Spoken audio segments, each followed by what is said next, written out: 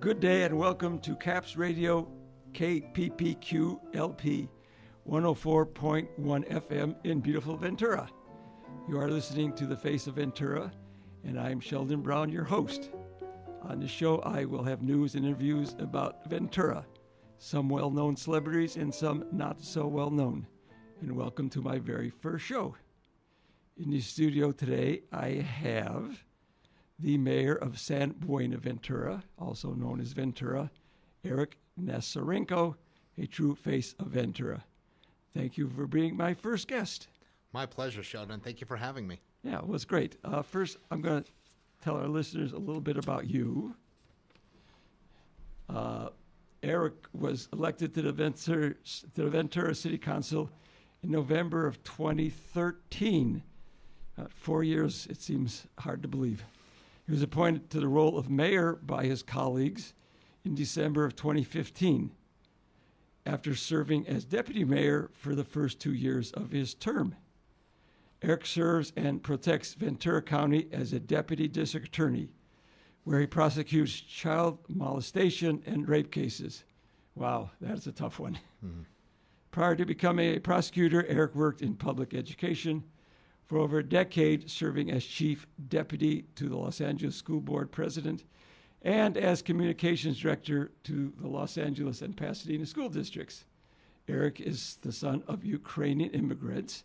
He grew up in the San Fernando Valley and attended college at Case Western Reserve University before graduating cum laude with a BA in history from the University of California in Irvine, where he played intercollegiate soccer. An athlete also. Time for that, and to go to law school.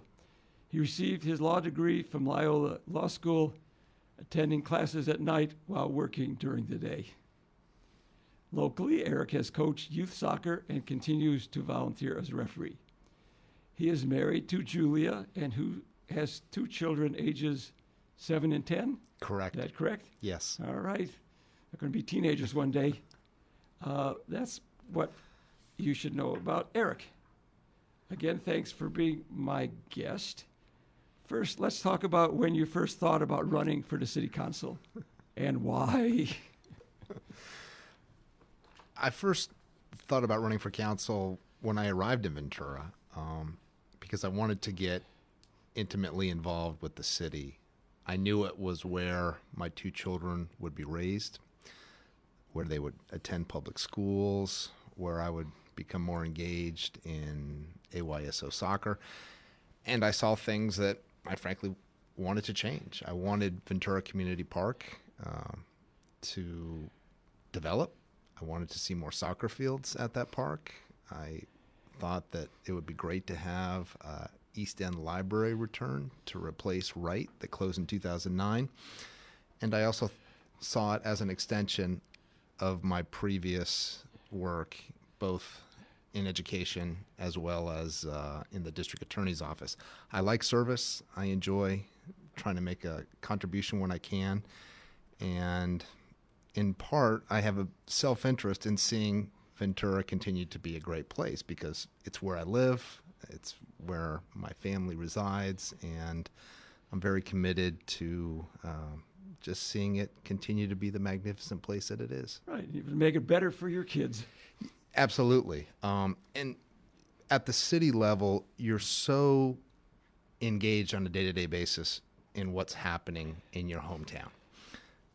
Every day when I'm in court, at least 2 to 3 people come up to me with some concern, sometimes a compliment, usually a concern. I mean, yesterday, for example, I was in the stairwell and an attorney stopped me and said, "Hey, what's going on with the zip liner at Marina Park? It hasn't been operating the last couple months."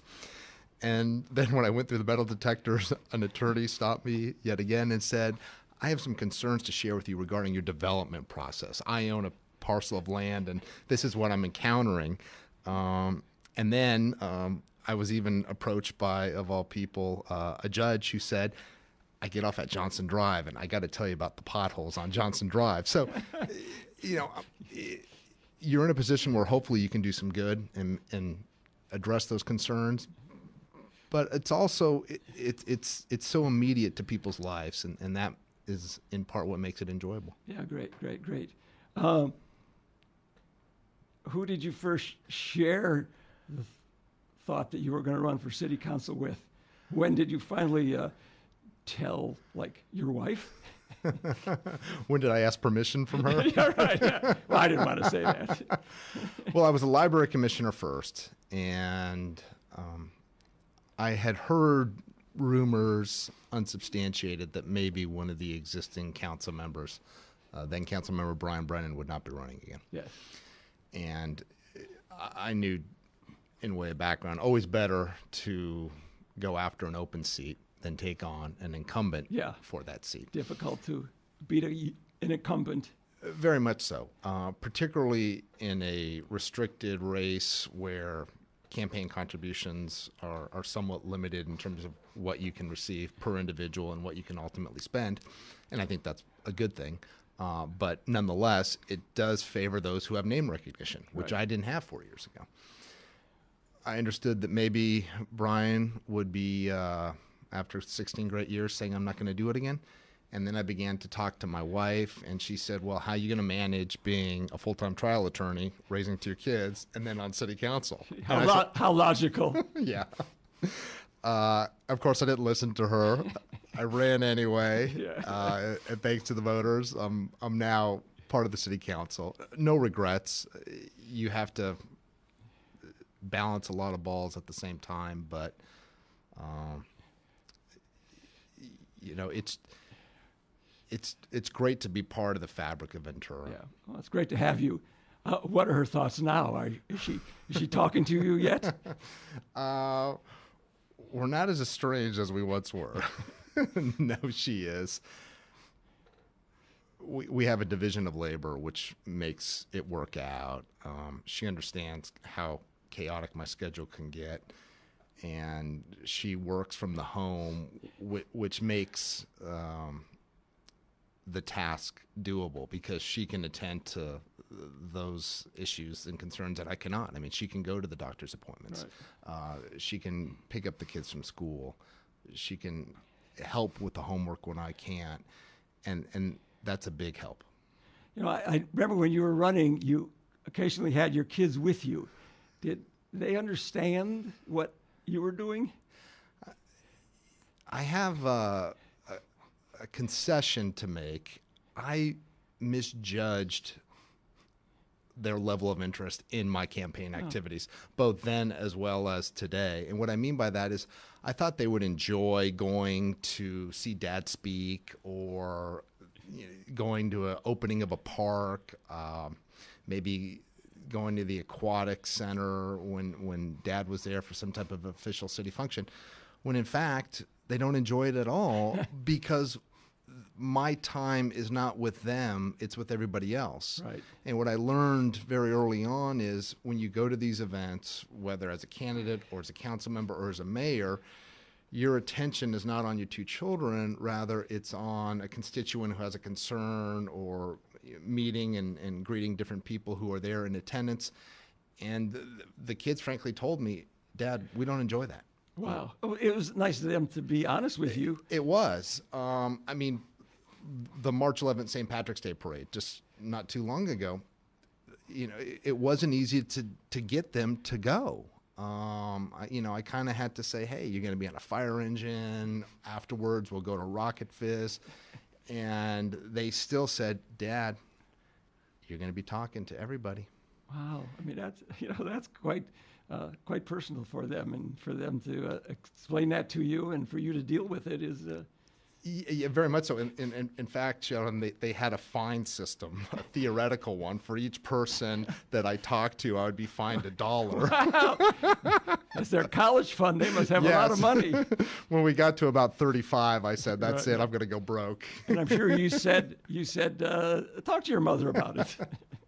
Isn't that the sort of the inevitable default? Yeah, right.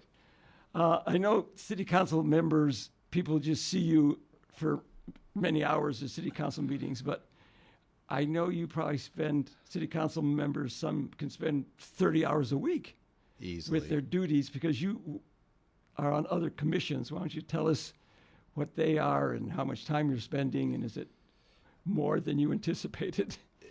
Significantly more than I anticipated. Many members of the public may see us on Monday nights, either on CAPS or they may be at the meeting itself. But what you don't see is the amount of time and preparation that goes into those meetings. In your capacity as mayor, you have to, one, set the agenda with the city manager. And you go over, what can go on this agenda versus what can go perhaps a couple weeks or months down the road. What's the most time sensitive, basically. And also, you have to go over the administrative and staff reports. I mean, the meeting that we had recently, there were hundreds of pages literally on one item, whether or not we should combine supportive services with a homeless shelter. There was a proposed ordinance. There was an administrative report. There was feedback from a different task force.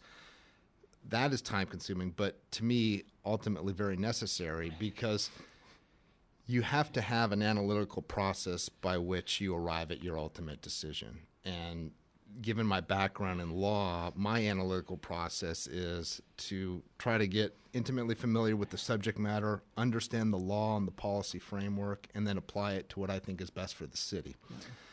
In your capacity as mayor, people want you to be at their event. Can you come and give a short introductory comment? Would you be able to cut this ribbon? Would you be able to do a short television taping? And you want to accommodate those requests, but at the same time, you also want to take stock of substantive matters that you need council support for and that ultimately require a majority of votes to achieve. So I combine my ceremonial interest also with my obligations to advance what I think is in the best interest of Ventura. Yeah, and the city council is a little unusual right now because we have two working people, both attorneys, you and Matt Levere. And usually all the city council people are retired because for $600 a month, I think you get $700. 800. Oh, 800. Oh, you got a raise. Working people don't have the time. And like you say, you're expected to be at every ribbon cutting. I know when Cheryl Heitman was mayor, she was at everything because I'm at everything and she was at everything. And I know you can't do that, so you have to be selective and people have to understand that. In my case, my day job drives that schedule. I can do breakfasts, for example, a State of the City speech to the Chamber of Commerce and to business organizations, which I know you were at, Sheldon. Oftentimes I can take lunch appointments or lunch meetings, and then I'll try to do whatever I can after work hours. Not too long ago, I went to a Stop Human Trafficking event at a nearby church. That was after hours. But, you have to, again, take the time to study the material and balance that against the need to be seen and visible in the community and to let them know that the mayor's in touch with their needs. Yeah, well, that's important. Explain to our listeners a little bit how Ventura government works. Well, we're elected at large. It's a 7-member city council, which I mention because all other cities in the county of Ventura are 5-member councils. So we have 2 additional. We're not elected by district. We're not elected by a geographic area. We're elected by all the voters of Ventura. And some cities, Oxnard, for example, directly elect their mayor. Mayor Tim Flynn is elected by the voters, whereas in Thousand Oaks and Camarillo, you appoint from within the council your mayor. So the 7 at a public meeting decide through a collective vote who will be their mayor. We're governed by a charter, which is a little bit different because most cities are governed by state law. They default to provisions of the election and the government code. We're a little bit different because while we're governed by the elections and the government code and other applicable codes, we have our own constitution known as the city charter. So, for example, when we sought to modify our election schedule so that it was no longer on off-year, low-turnout elections, but rather on even-year, high-turnout presidential or gubernatorial election cycles, we had to take that to the voters because that was a change in the city charter. We are what's known as a city manager run organization. We appoint, as the city council, 2 individuals. Both of them have strong powers within the framework of the city. We have our city manager, who runs on a day-to-day basis your police, your fire, through the fire chief and police chief, your parks and rec, the budget, makes day-to-day decisions, oversees the department heads over the different areas of the city. And then we have a city attorney who we also hire directly as a city council. He's responsible for litigation, for advising the council, for settlement of claims. He has a staff. He also retains outside attorneys when appropriate. And when need be, we go into what's known as closed session, because we're talking about some sensitive litigation. Maybe it's someone suing us. Maybe we're seeking to acquire property and we're still in negotiations, so we don't want the subject or the parcel and interest to become public. So we use these 2 strong civic leaders to help manage the city. And then we, as the 7 of us, Sheldon, we set the policy. Where do we want to go as a city? For example, we recently passed a sales tax increase, Measure O. That was a decision collectively of the 7 of us. Last night, we sought to consolidate in one area both supportive services for the homeless as well as a shelter. Correct. That, too, was a policy decision. So you have a mixture of day-to-day, which is done by people that we hire, and then the policy-level decisions, which we as the council make through our votes. Okay, so you hire and can fire the city attorney and city manager. Correct. Then does the city manager hire the heads of departments? Yes, he does. So, for example, we have a Ventura Water general manager. For a while. Yes, and by the way, just as a slight aside, it's a loss. We had Shauna Epstein for 6 years. She was fabulous. I mean, to be the general manager of Ventura Water during 6 years of drought, Yes. where we needed to, one, attend to our infrastructure by raising bonds. We also had to increase rates in order to pay partly for that infrastructure, but also to help drive conservation. And then we had a massive turf rebate program. And then a couple of years ago, as you know, we established a water commission, which we didn't have before. And we have all these moving parts in water, which Shauna oversaw so deftly, because we have to shift over time where we get our water. We're entirely local right now, and that is not sustainable on a long-term basis. Shauna recognized that. She's going to Beverly Hills. She lives in that area already. She has small children. I think it's certainly a wise move on her part, but nonetheless, she's going to be missed. Yes, so her replacement will be hired by the city manager. Okay, does the city council have to approve those hirings or have any input? Almost kind of like the U.S. Senate, it's more advice and consent. Yes. But we don't get into who they hire. We don't look at their qualifications necessarily. I mean, we want to be advised by the city manager who they're ultimately deciding, and Mark does a great job of that. But that's a level of management that's really not within our domain. Oh, very good. Let's get back to something you alluded to. At the March 19th City Council meeting, you approved new homeless areas, overlay areas. Let's talk about those because, everybody complains about the homeless, but if complaining worked, there wouldn't be any homeless. It doesn't. And we're not unique. Every city, starting back in Greece and Rome, have had the homeless, and complaining won't do anything. So tell us about what the city is doing and what it hopes to accomplish. In order to see what we accomplished, you need to understand, or your listeners do, where we were. we had an area designated in the city of Ventura, basically south of Maine, north of the railroad tracks, bordered by Telephone in the east, Arundel in the west, that had certain sections that would permit a homeless shelter by right, meaning they could move in and establish a homeless shelter, which would consist primarily of beds that individuals would sleep in at night.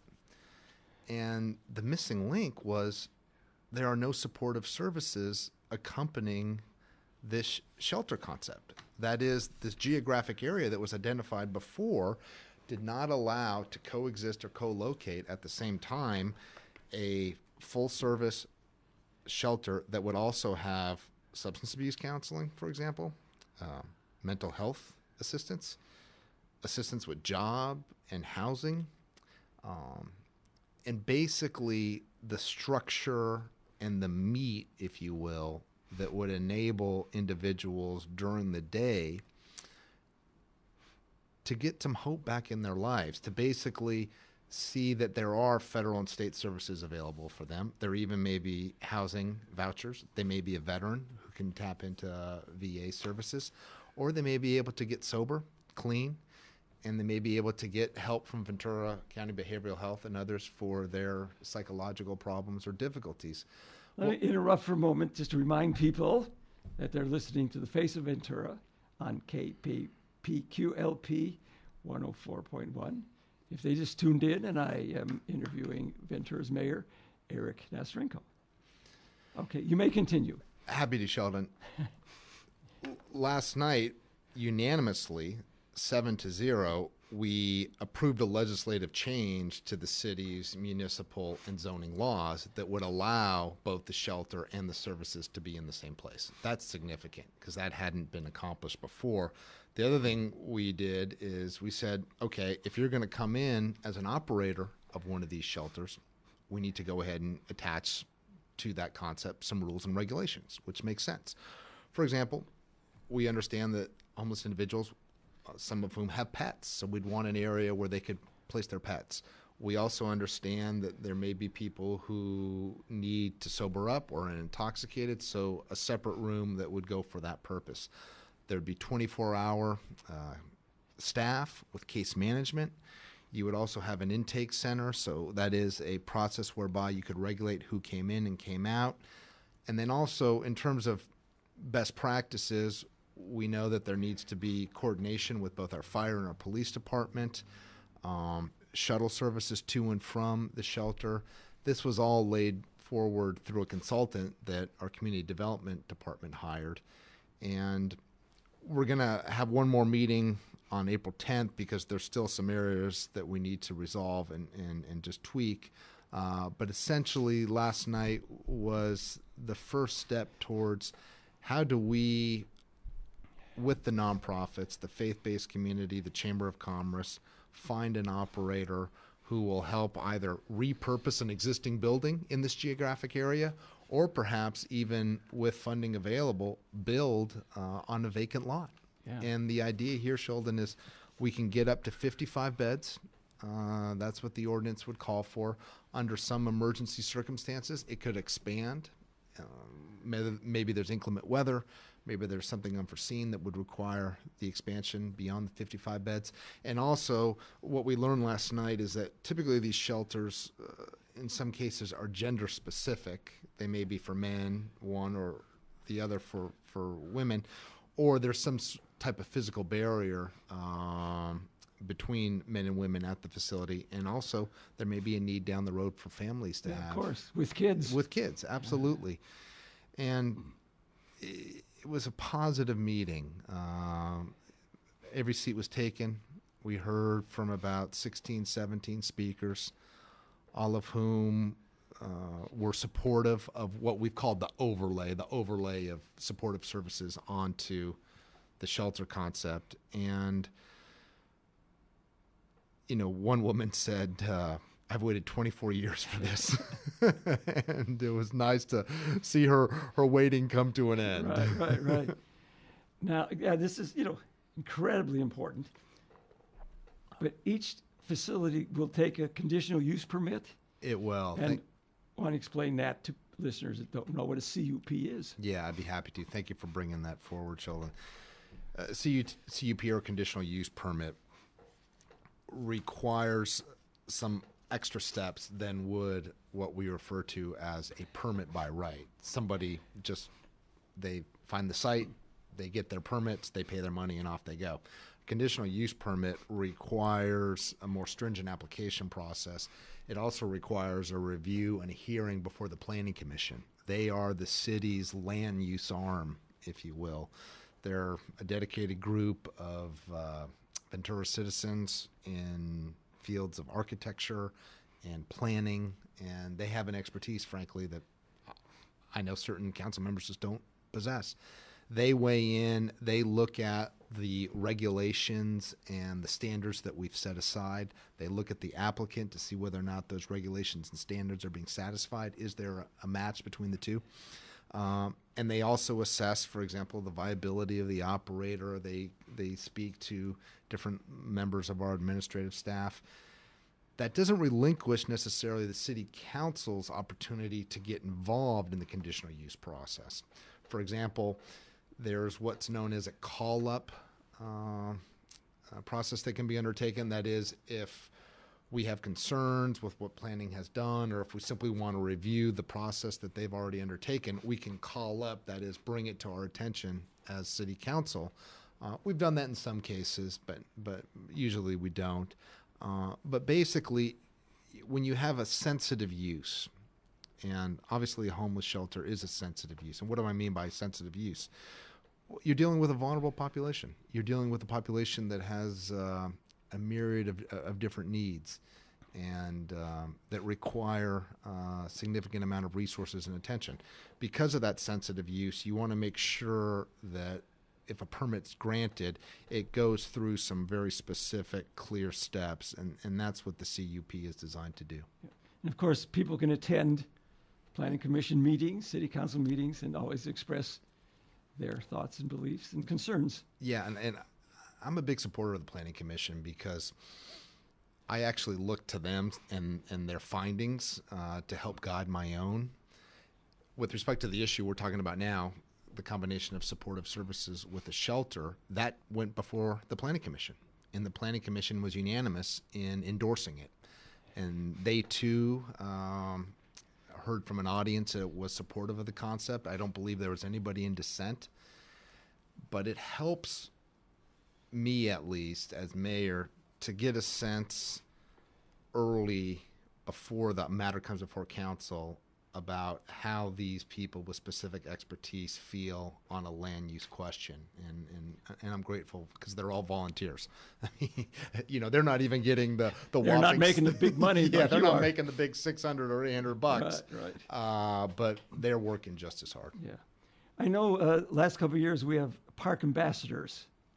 You can see them on their bicycles and their red shirts that kind of monitor some of the parks and the promenade, and I think they've been very effective.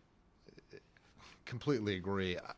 I worked in downtown Los Angeles in the 1990s. And this was when Mayor Reardon was the mayor of that city, and he brought in a similar concept. You would have people on foot or bike patrols that would do a number of different things. They could help clean up graffiti.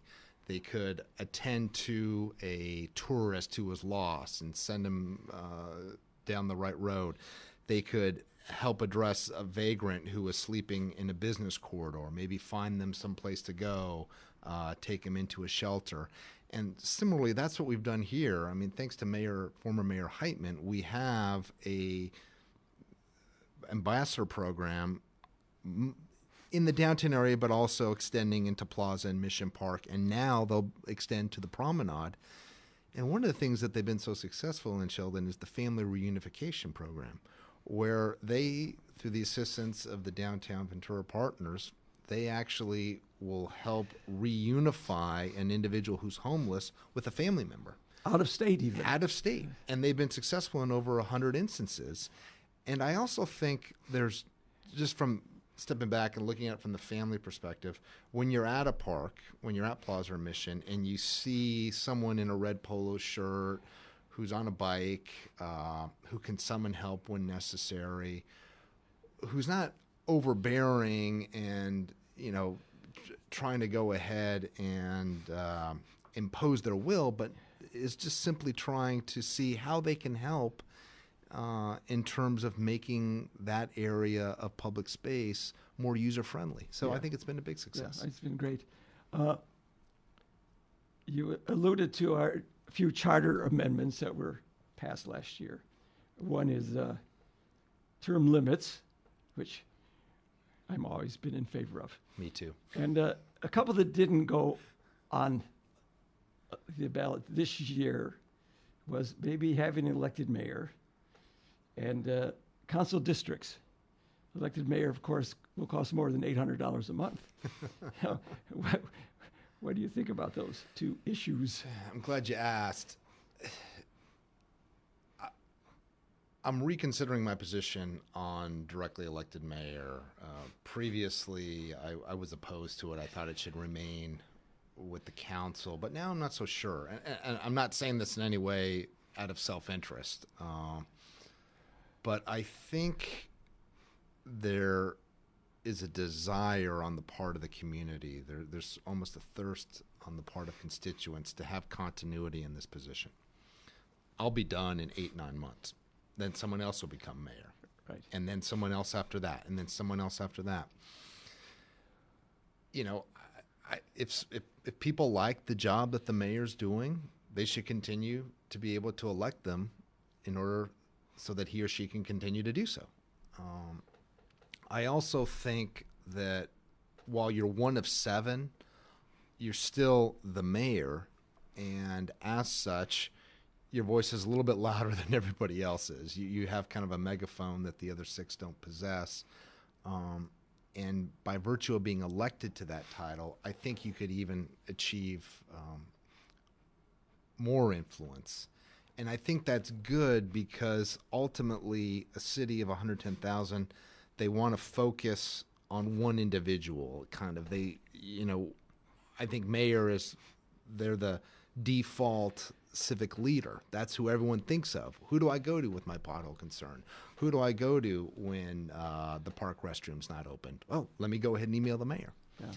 And, I think if someone is doing a good job and they want to continue to do so, the fact that they're capped right now under our charter, under that government document to 2 years, may do a disservice. Yeah, I tend to agree because people that know me and aren't too involved in local government will say to me, "Who's our mayor?"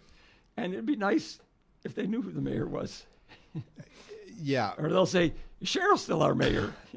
Absolutely right. Or some people will say, looking forward to seeing you as mayor in 2 years, not realizing that I can't serve. Yeah, you won't be. I won't be. But I agree. Yeah.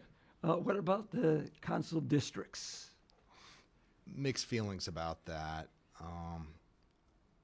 I'm very wary of parochialism. What I mean by that is people only looking to their one area rather than seeing the city as a whole. Yeah. Kind of a broad viewpoint.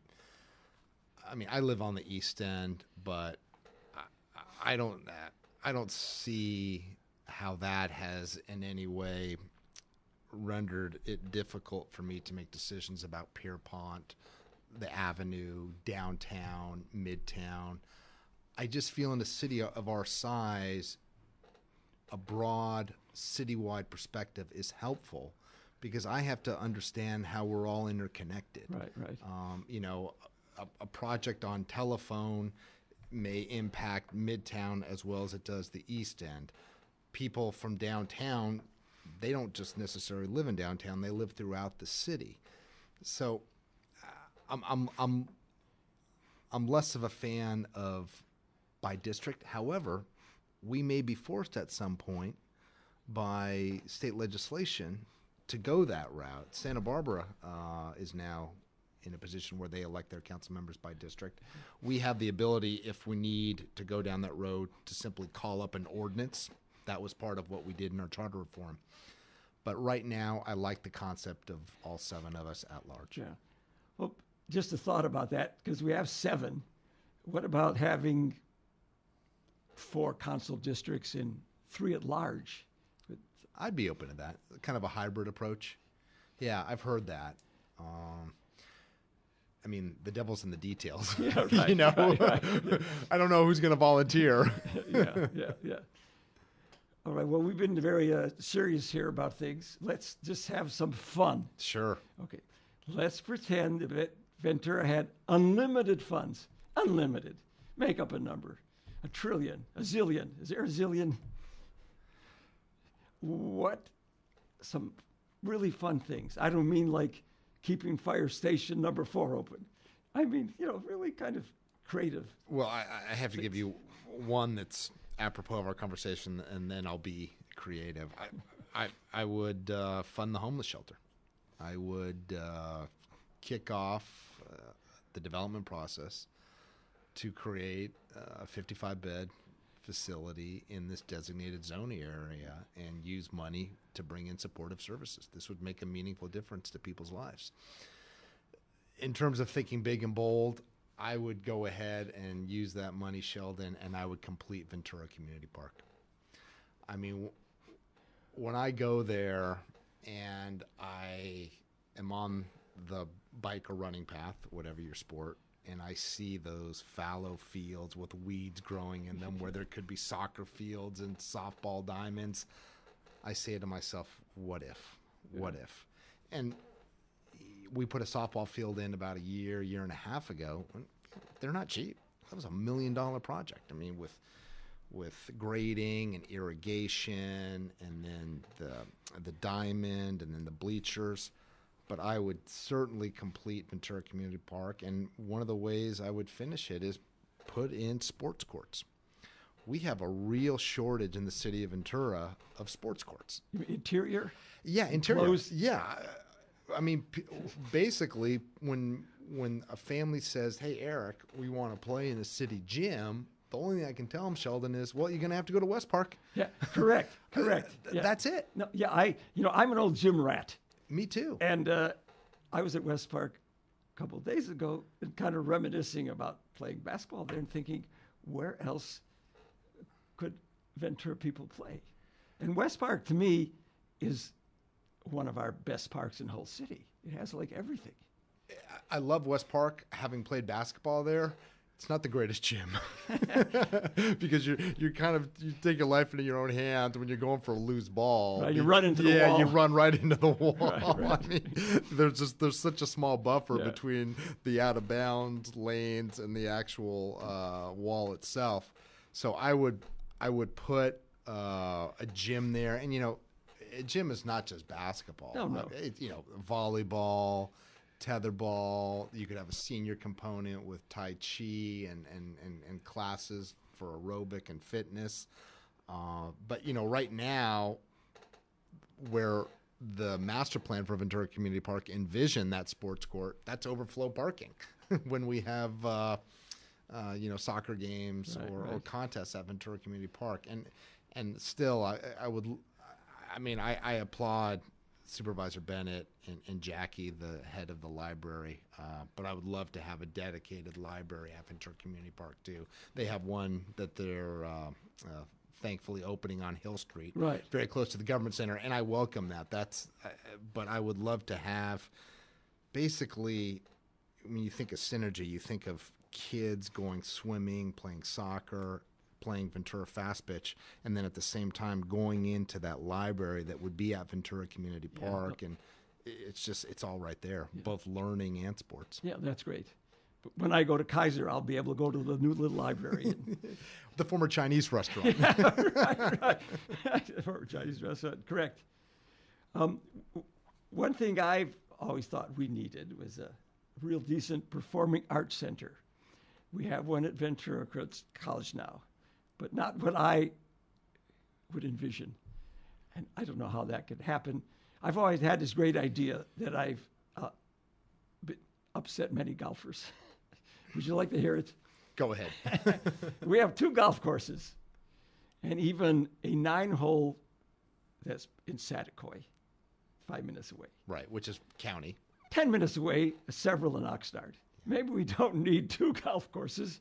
So we take Buenaventura Golf Course, and with our unlimited funds I came up with, we make that a performing arts center with a golf theme. We can keep a few little holes. People can golf. I'll disagree with you in part and then agree with you in part. I agree with you that there's stiff golf competition. I mean, you go down Victoria and you've got the golf course in Oxnard. You've got Olivas Links. And we just had some sobering news the other day that the golf fund has cost the city's general fund about $4.6 million because we're helping to subsidize it. And that should be essentially a self-sufficient fund that's paid for by greens fees and use. But it's not. The problem is that Buenaventura is in a floodplain. So if you had unlimited funds, of course, you could erect a levee and protect that structure that was there. But I think we already have great performing arts space in the city of Ventura. And what I mean by that is my wife and I have been season subscribers to the Rubicon. Yeah. What probably the greatest little greatest little theater, equity theater in the whole world, maybe. We just saw Bessie Smith, the 20s and 30s blues singer, the story of her life, which was just, all that pain and all that angst, but also all that kind of just that great storytelling. And then last week, Julie and I saw Paul Stokey of Peter, Paul, and Mary at the Rubicon. Yeah. And I mean, if I had unlimited funds, I would help places like the Rubicon, the Ventura Music Festival, and I would help the Ventura Botanical Gardens. Those people, I mean, what's great about Ventura is you have people that step up with their own money, their own time, and they're doing so because they want to see Ventura be a better place. Botanical Gardens is the greatest example of that. It's just amazing that just a few people start out with an idea. Yeah. And even if it stopped now with the hiking up there, it's one of the most popular spots in Ventura. It is. And for families, it's a gradual hike with nice switchbacks. It has kind of that it's paved somewhat, and then as you ascend, you look back down and you're seeing the pier, City Hall, the ocean. And I also love the benches and the little quotes from poets and the dedications. The other thing, Elena Brokaw at the Ventura County Museum of Art. I mean, that I was just there. There was a commemoration for the Women's March, January 20th.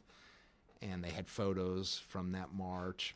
But that, too, I would like to see as the premier museum for the county, so that people are coming from Santa Barbara, from East County, and they're seeing art and programming and exhibits at the Ventura County Museum, because I think that is a cultural standout. And also, it's in a great location. I mean, what we do is, we have a family membership. We go down there and we kind of try to make it into a half a day. Go to the Botanical Gardens afterwards and take a walk. Maybe go to one of the nearby restaurants. Right. It's all there downtown. Yeah, and it's great. People in Ventura forget that we're the seat of Ventura County. We're like the Sacramento of California. We have like the 2 major hospitals, the Museum of Ventura County. I mean, we are with Mediterranean climate. Yeah. I mean, we're close to the 101. We've got great restaurant shops, and we have hotels where people can stay. And you're right. I mean, we're also, speaking of county seat, the oldest, just by way of incorporation. We are the oldest. I mean, and we're the 9th of 21 missions. And, so that's also a cultural destination. Yeah, a lot of people that live here don't realize what we're all about. Again, I want to remind our listeners that you're listening to The Face of Ventura on KPPQ LP 104.1 FM in Ventura, and I'm here with our mayor, Erik Nasarenko. Recently, you gave an address, the state of the city, at a chamber breakfast at 7:30 in the morning. I hope everyone was awake. I'm not sure I was. I woke up. I was there. I woke up about 8:30.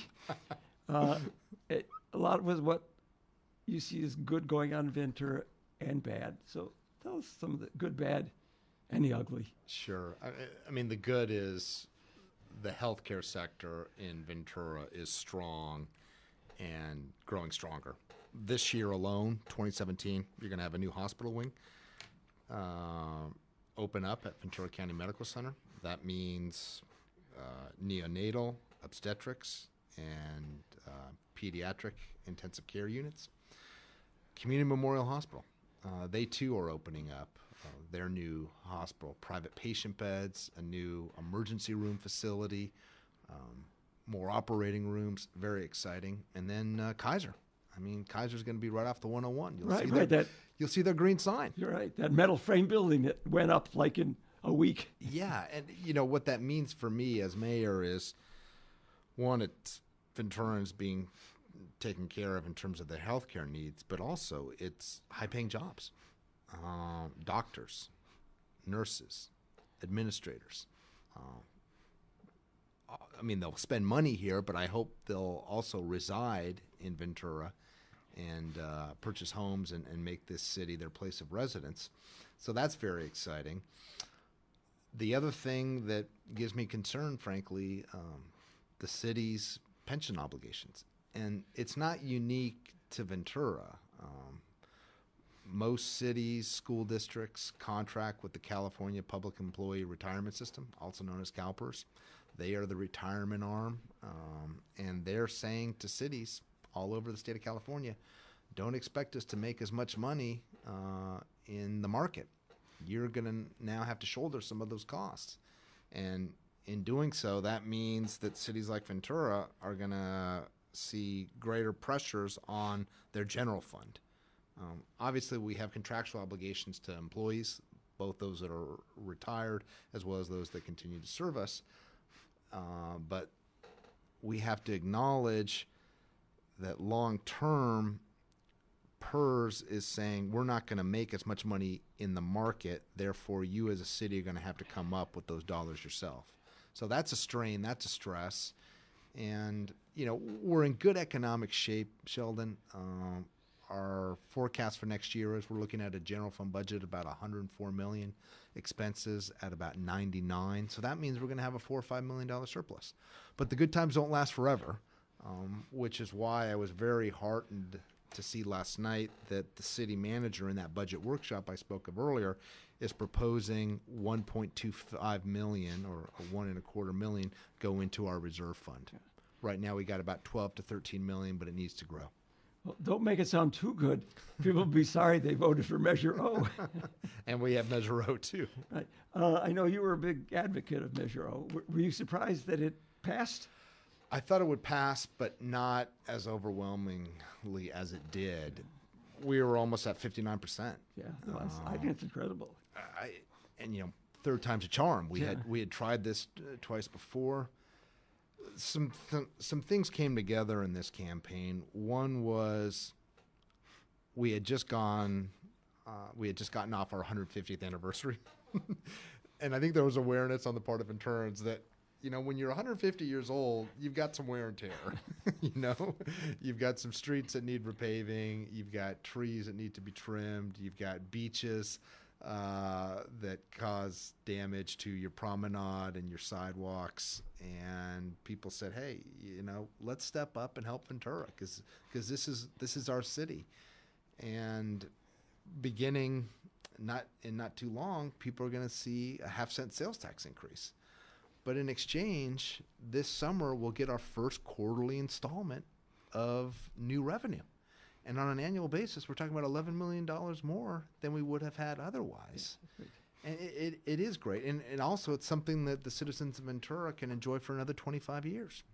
Now, there's going to be an I'll call an oversight committee that I think is just being formed. Correct. And what will They're actually duties? written into to city law. They're part of the ordinance, and they will have a strong role in both recommending to council expenditures, basically saying this is where you told voters the money would be spent. This is the areas more specifically that we believe you should spend it in. And also they'll have the oversight role of reviewing expenditures. You know, did you spend the money wisely? Did you do it in accordance with what you promised the voters? This will be a 7-member body. The Appointment and Recommendations Committee, that's a 3-member body of the city of Ventura made up of council members, is, I think as we speak, vetting applications and conducting interviews.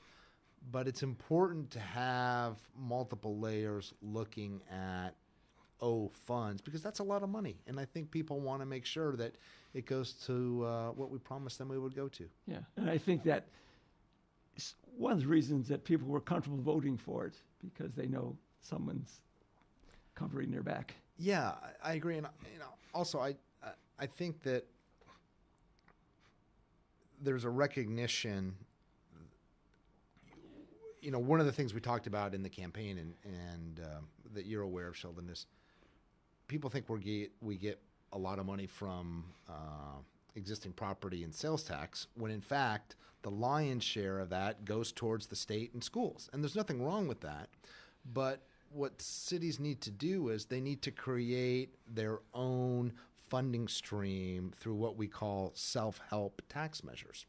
And that's exactly what we did. I mean, this is $11 million that can't be rated by the state. It can't be taken by K through 12 education. It's money generated in Ventura that will stay in Ventura, and that's a good thing. Yeah. Okay. Important question, perhaps. As you know, Steve Bennett, who is now a Ventura County supervisor, was a Ventura school teacher, got elected to city council, and then ran for supervisor and got that position. Now, you've had a taste of politics.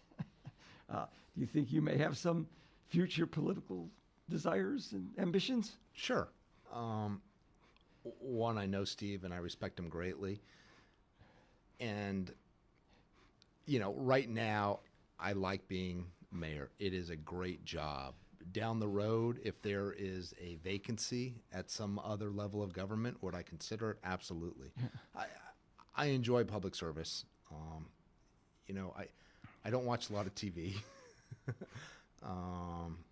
And I'm not really a big fan of social media. What I like to do is just to be out, talking to people, getting a sense of how they see the city. And if I could do similar work at a county or a state level, I think I'd really enjoy it. Oh, that's great. I think you do a great job at what you're doing. If people want to contact you, how would they do that? I think the best thing to do is email me, and I'll tell you why. If they call City Hall, I'm not there. Right. I'm usually in court. I'm on county time as a DA. But I do have an opportunity to look at my emails, and the best thing for them to do is email me at that's obviously the first letter of my first name, and then my last name, which I'll spell, is Nasarenko. So it's E Nasarenko at cityofventura, all one word, .com. Right. .net. .net. I'm sorry. Hey, I better run. Yeah. By the way, all city employees, that's how you contact them. First initial, last name at cityofventura.net. Exactly right. And it seems to be the preferred mode of communication these days, Yes. and for understandable reasons. Yeah. Especially for young people. Yeah. The only thing I'll ask people is sometimes they'll send a comment on a city council agenda item on the evening of the city council meeting itself, and oftentimes I can't look at it because I'm managing the meeting. If they do want me to read and consider their viewpoint, I would simply ask that they try to get that email to me a couple days before the actual meeting itself. Yeah. And by the way, if people want to contact me with ideas about the show, comments, criticism, I can take it. You'd email me at radio at capsmedia, one word, .org. And in the subject, put Face of Ventura. And I'd love to hear from you. I'd like to know who you'd like me to have on the show. I have a couple of people lined up already, but always room for more. And I think we still have a few minutes, so you can speak about whatever you wish.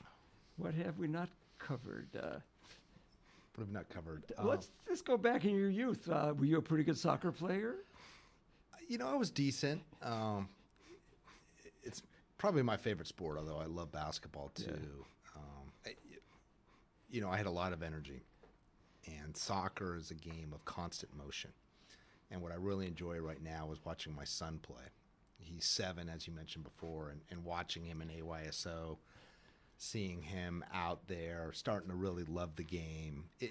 He started at about 5, maybe even when he was 4.5, and I'm not sure he understood kind of what was happening. But now he's at 7. He's gotten a couple goals in the last few games, and I really enjoy just taking the ball out and juggling with him and kind of teaching him how to cut and how to use both feet. So it's nice to kind of, as a dad, teach some of the skills that you learned yourself to your own son. What I think is great about soccer is they're good and bad players, but it's not as obvious. A kid is playing basketball and he misses the winning free throw, or he drops a ball. But in soccer, the kids, until they get older, they're all kind of the same. They're running around, and you don't know who's really much, much better. And I think that's really good for the... Oh, I totally agree. And at this age, everyone plays the same amount of time. And I think it fosters a lot of positive traits, camaraderie, teamwork. And I mean, I love tennis, but it's more sort of a mental game between you and an opponent, whereas team sports, they require a level of cooperation that, is good to learn early. Yeah. One of the hardest things at this age, Sheldon, is just getting kids to pass. Everyone's in that beehive, kicking the ball with their head down, dribbling.